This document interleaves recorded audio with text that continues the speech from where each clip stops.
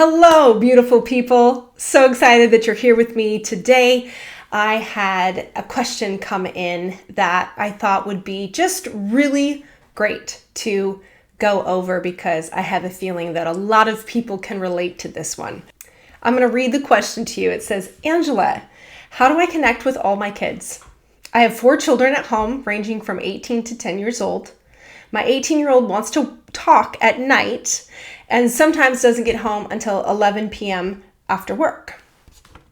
And my 10-year-old gets up at 6 a.m. most mornings. I'm tired. Obviously, I want to connect with my kids. How? Do you have any ideas for me on how to find a balance? So that's the question that came in. And I do have some really great ideas for you. And the first thing I would like to say is that if you have a spouse or, a mother and a father or, 2 parents in the home, you can definitely team tag my answers together.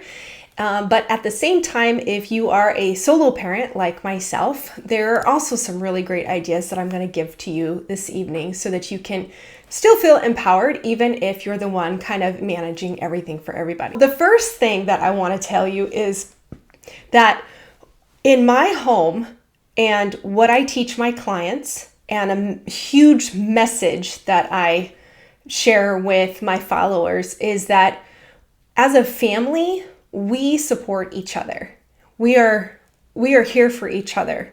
So sometimes I'm going to have needs that are more important than my children's needs. Sometimes I'm going to have one child and their needs is going to be more important than anybody else's needs. And maybe then it switches to another child. And so sometimes we need to start by looking at our family unit as a whole and approaching things from a perspective of we are here for each other. And as a parent, yes, we want to be connecting with each one of our children, but that's just a really good place to start in our mind is that even though you are the parent and you want to connect with your 4 children, and there's a bunch of different ages, and how do we connect with late night and early mornings and take care of ourselves so that we're not completely run out? Good questions for sure.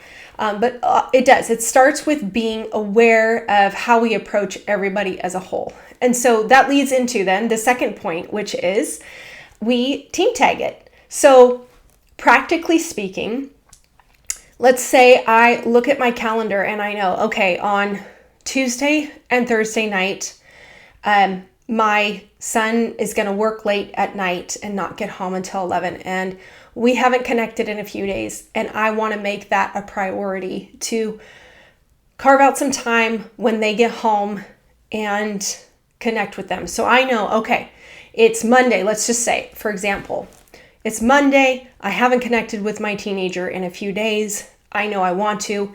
Tomorrow's Tuesday night. He's going to get home late. And I want to be able to be up for him so that he feels welcomed and feels like that we can have some time and talk.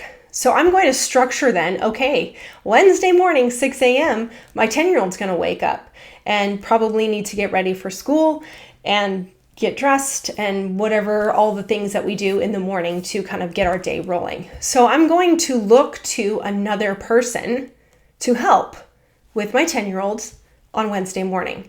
So I'm going to stay up late, choosing to stay up late Tuesday evening so I can connect with my 18-year-old.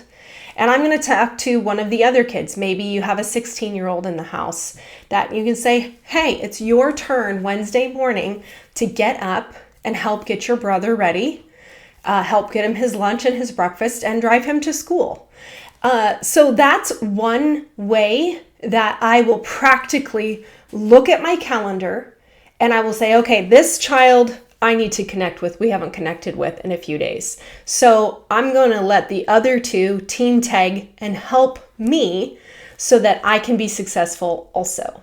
And then it can reverse, right? So then I go, okay, on Wednesday night, I know I've had a good amount of sleep the night before because I stayed up late with my teenager, but I got to sleep in a little bit, and so I'm feeling pretty good for the day. So Wednesday night comes around, and I know, hey, it'd probably be a good idea for me to be the one to take my 10-year-old to school and help be there and be present for my 10-year-old in the morning. And so there's not a mommy absence too many days in a row. And so I'm going to communicate that with maybe one of the other teenagers to say, hey, I'm going to go to bed early tonight so that I can get up and be there for your little brother.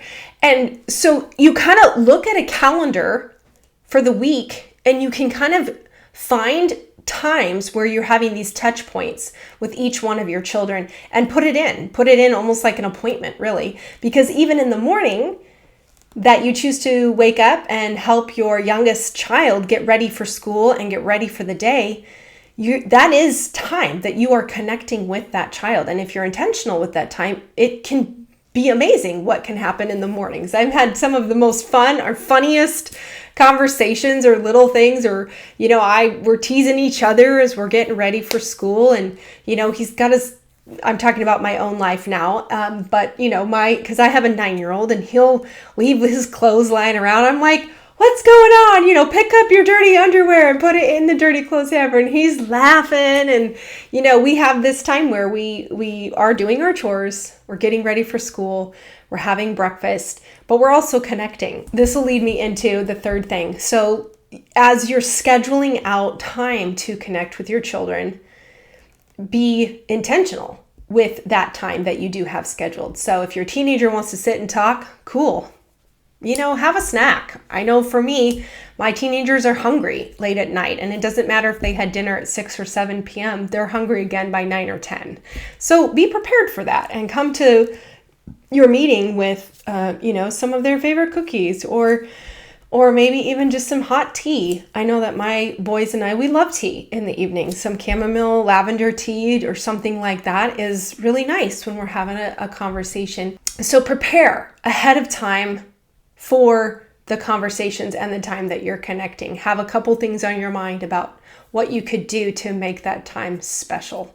So I hope this is helpful. I can continue on and give you more examples, but I think you get the gist of what's going on and kind of what I'm saying here in this video. So I believe that we are, that family is meant to support each other. So when we come to the table with that type of mindset first, we then team tag as a family. My need, your need, then your need, then my need, then your need, then your need, my need. And you just keep working together. And it also communicates to your children that even though I'm the parent,